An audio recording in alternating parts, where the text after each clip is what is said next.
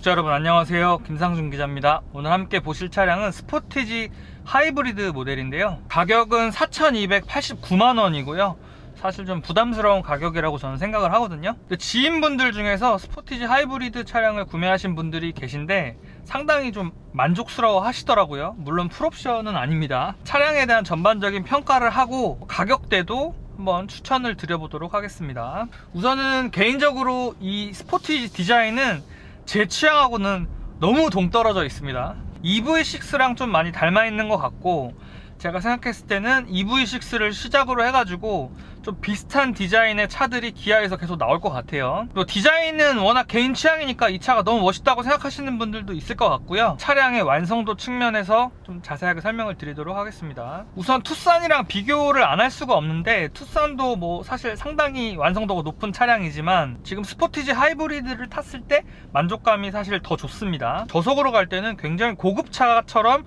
정숙한 느낌을 가지고 있어요. 하이브리드 차량이기 때문에 엔진이 꺼져 있기도 하고, 그리고 최대한 좀 정숙한 차체를 만들기 위해서 노력한 부분들을 확인할 수가 있는데, 퍼블릭 브랜드, 대중적인 브랜드의 중형급 SUV가 이 정도의 정숙함을 갖추고 있다는 것은 굉장히 좋은 점이라고 볼 수가 있고, 개인적으로는 투싼 하이브리드보다 더 정숙하다는 느낌을 받았습니다. 그래서 조용한 차를 좋아하시는 분들한테 상당히 어필이 될 것 같아요. 또 와인딩 코스에서 주행을 해봤을 때 상당히 짜임새 있는 움직임을 보여줍니다. 좀 놀랐던 거는 일반 도로에서 운전할 때도 상당히 편하고 특별히 불만이 안 나왔어요. 차가 완성도가 상당히 높다라고 생각을 했는데, 와인딩 코스에서 좀 몰아붙여 봤는데도 불구하고 차량이 잘 버텨주면서 차체 강성감도 좋고, 서스펜션이 상하로 유기적으로 움직이면서 노면 접지를 잘 유지시켜주는 것도 상당히 인상적이었습니다. 그렇다고 이 차가 막 달리는 차는 아니지만 그래도 합산 출력이 230마력까지 되고 내가 원할 때 얼마든지 가속 성능을 발휘할 수 있고, 또 와인딩 코스에서 짜임새 있는 움직임들을 보여주고 있으니까 만족감을 주고 있고요. 또 20, 30대 남성분들이 이 차량을 많이 사실 텐데, 또 스포티한 주행을 원할 때도 있을 텐데, 그런 부분들을 좀 받쳐줄 수 있는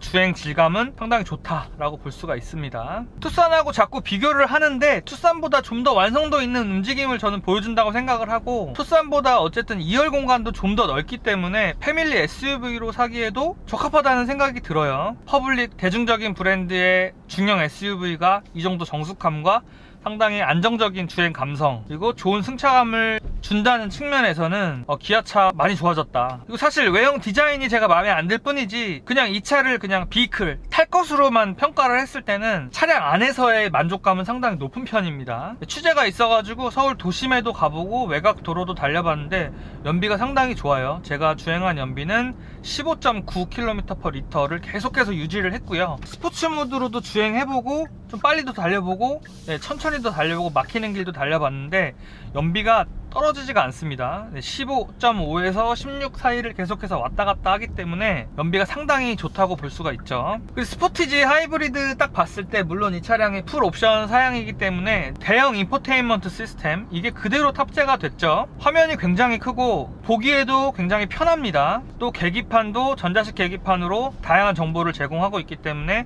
최신 차량다운 구성이다 라고 볼 수가 있고요. 오토홀드 기능, 통풍 시트 기능, 핸들 열선 기능, 이런 기능들이 풍부하게 탑재가 다 되어 있고요. 인상적이었던 부분은 ADAS도 잘 됩니다. 그런데 제가 요즘에 누차 말씀드리지만 현대기아차 ADAS 굉장히 잘 되거든요. 근데 사실 작년에 나왔던 차들 수준에서 엄청나게 좋아졌다? 한 단계를 뛰어넘었다? 그 정도 수준은 아니고 그냥 조금씩 계속해서 보완을 하고 있다 라고 생각이 돼요. 그래도 곡선 주로 구간에서 스티어링 휠을 직접 틀면서 이렇게 운전할 수 있는 차들은 거의 없는데, 현대기아차나 볼보나 테슬라 정도, 요 정도 된다고 생각을 하는데 상당히 완성도가 높다고 생각이 됩니다. 지금 차량은 사실 풀옵션이기 때문에 이런 실내 질감 이런 부분들도 좀 고급스럽게 하려고 한 부분들이 확실히 눈에 보이는데요.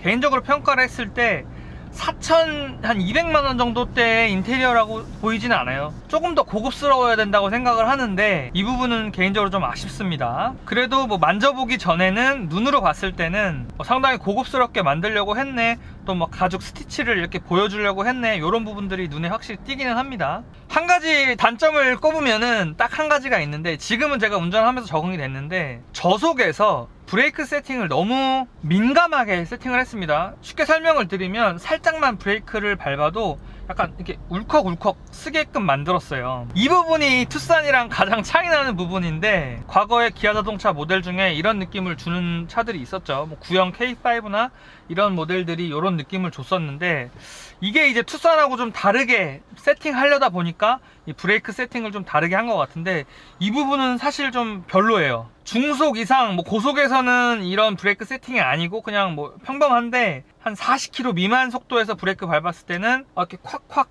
약간 이렇게 쓰는 느낌이 있으니까 좀 불편하고, 처음에 좀 적응하는데 좀 시간이 걸립니다.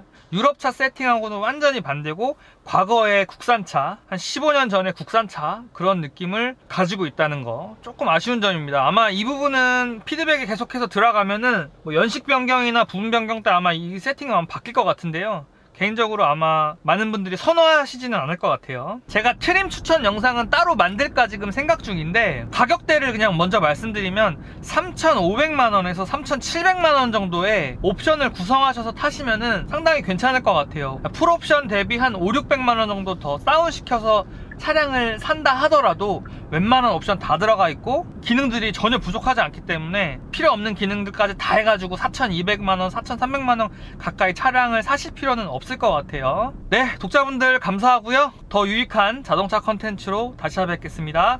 감사합니다.